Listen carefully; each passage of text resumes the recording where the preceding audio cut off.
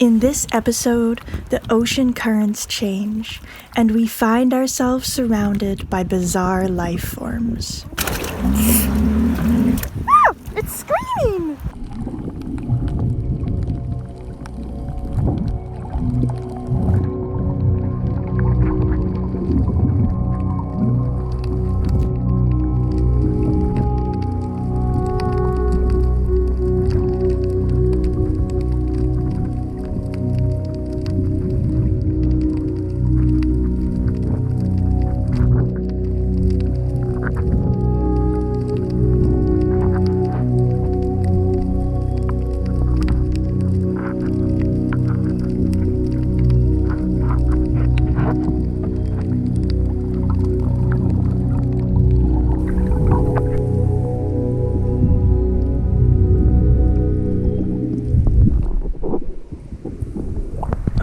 Pretty awesome.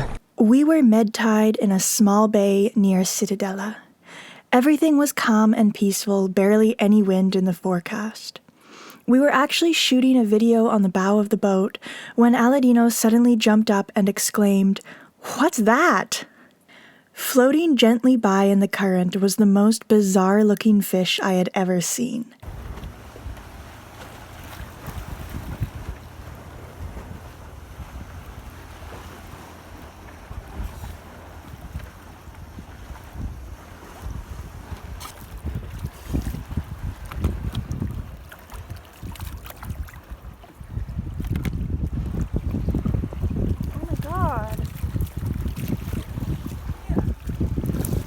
I can't hold this and the camera.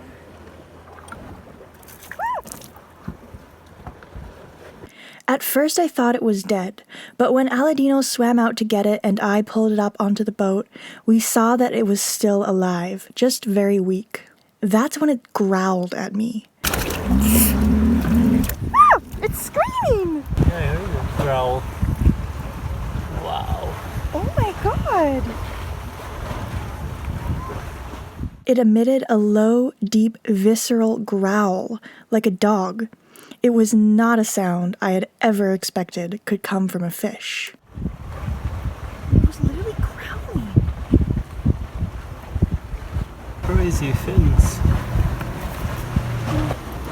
What should we do, Aladino? Should we throw it in again? Well, yeah. You want to cook it? No. What do you want to do with it? Well, yeah, throw it in again. I'd like to move it around and get cooler perspectives, but yeah, it might be very poisonous.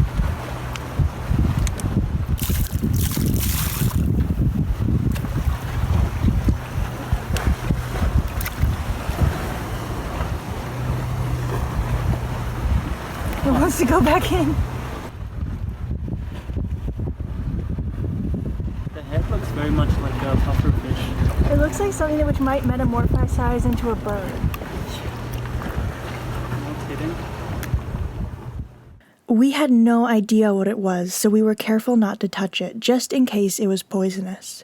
But after we released it back into the water to gently float away, we did some research and found out that it's a flying Gurnard. To be honest, we were a bit disappointed we hadn't discovered a new species. The flying Gurnard is known for a few distinct features. First, it uses its huge wings to scare off predators. Some sources say that it can also use these wings to glide above the ocean's surface for a few seconds, but I couldn't find any concrete proof of this.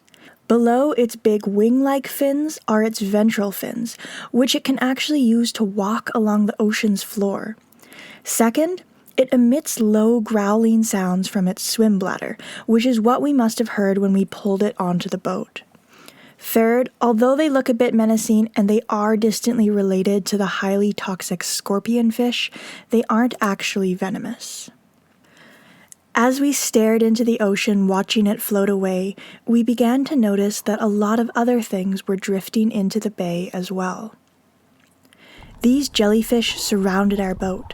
They're the most common type of Mediterranean jelly and are colloquially known as fried egg jellyfish, with the Latin name Cotyledoniza tuberculata. It does sting, but it's not harmful to humans. Older jellyfish tend to have more damages on their body, some of it from wind and waves, but most of it from boats and nets. They are usually able to regenerate injured parts of their body, but it grows back asymmetrically. Anyway, even if the sting isn't harmful, that was enough swimming for me for the day. The ocean also brought with it some pretty ugly drifters. Ocean pollution and what to do about it is something I've been thinking a lot about recently. I've been listening to a few podcasts with prominent scientists and conservationists about what we can do to stop ocean pollution, and the most common response I keep hearing is to go and spend time in the ocean. It's not to recycle or reduce plastic consumption or anything like that, although those are also important. But no, the most common advice is simply to go immerse yourself in some salt water. At first, I was confused as to why this could possibly help reduce ocean pollution. But when I thought about it a bit more, it made perfect sense. Hear me out. Imagine a distant family member of yours who you never met has passed away. What would your reaction be? I'm sure you'll offer condolences to the rest of your family. You might feel a slight sense of loss for never having the chance to know this person while they were still alive. But as for a deep internal sadness, my bet is you won't really feel that. I doubt you'd lose much sleep. The fact is that unless we know someone or something intimately, we can't mourn their loss on a deep level. We can mourn intellectually or logically, but we cannot mourn with feeling. We cannot mourn with that sense of hopeless grievance which is such an illogical and yet deeply human emotion. We cannot feel a loss that extends to the depths of our souls and moves our position on this planet. I know the ocean. It is essentially my home and has been for many years. When I see the ocean filled with trash, choking its inhabitants, I feel sad to the bottom of my heart. I feel tiny and powerless to stop the vast quantities of trash that I see floating by every day. But I also feel empowered and emboldened to speak out and make this stop. It has to stop. This ocean that I know and love is getting hurt. So when an ocean conservationist tells you that to save the oceans you should go spend some time on the beach or on a boat, what they really mean is to go develop a relationship with the ocean. Once you do that, then limiting your plastic consumption is a natural progression. Once you love the ocean, you won't be able to bear seeing it hurt. That's why so many sailors are environmentalists. Every day we see how much we have to lose.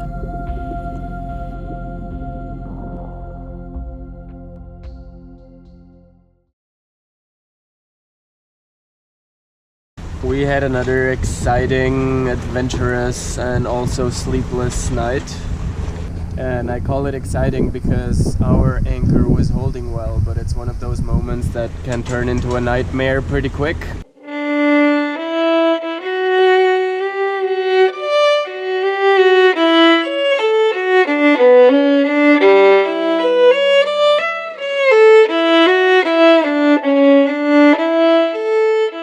Winds that picked up above 30 knots, and that was pretty surprising. It was in no weather forecast at all. We checked Navionics, Windfinder, Llama, which I love in the Med. It was nowhere to be seen.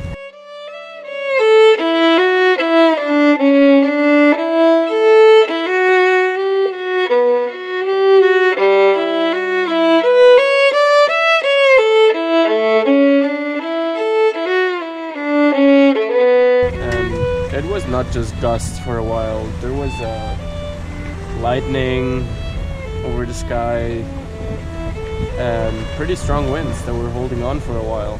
So we stayed in the cockpit too, just to see the situation, how it was evolving, but I saw our anchor was holding well. I hope nothing happened, but there was a catamaran next to us, also met tide in the bay, and I saw they were running around at 5 in the morning when it was pitch black dark, with flashlights, and it pretty much looked like their stern hit the rocks just behind us. So I hope nothing happened. Yeah, they sailed away this morning, so nothing too bad, I think. But yeah, things like that can happen.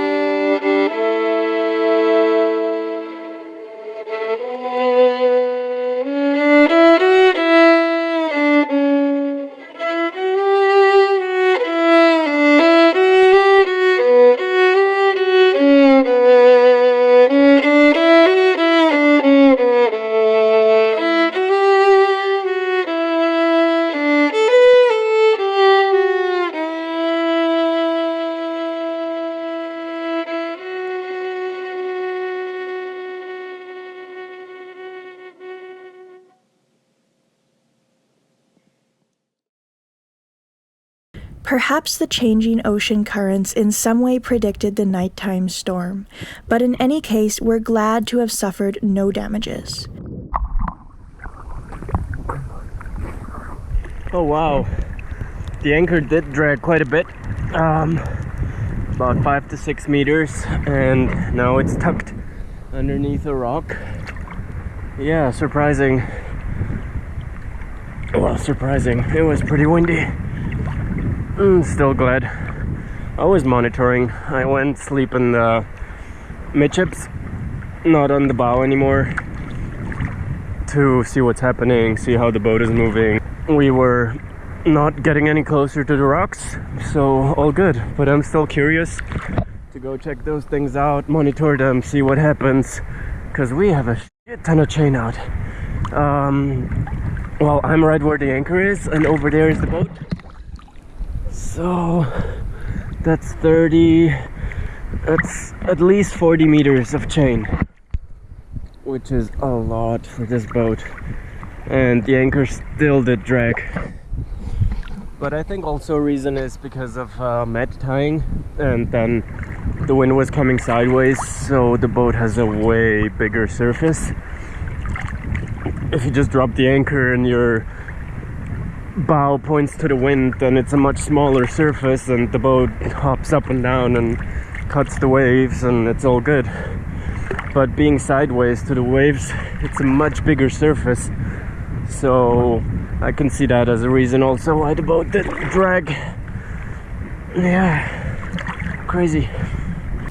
And also we learned another lesson from this. What if the anchor keeps dragging in this situation?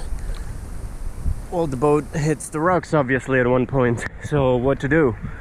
You start the engine, get the anchor up, but now you're tied to the rocks, right? So you would have to let go the rope from the cleat and you lose your rope. That's why it's really important to have long ropes on board, which maybe you have one rope which you can leave behind, the one that is attached to the rocks anyway, because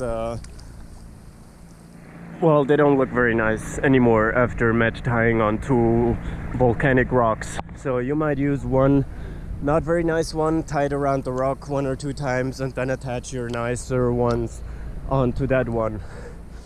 And the longer the better, because then you can start on the boat, go to the rock, and come back with the same rope, and don't have any knots in between. So whenever it's time to go, you just take it off the cleat, but then you can retrieve the rope, and you save the rope, so you keep it.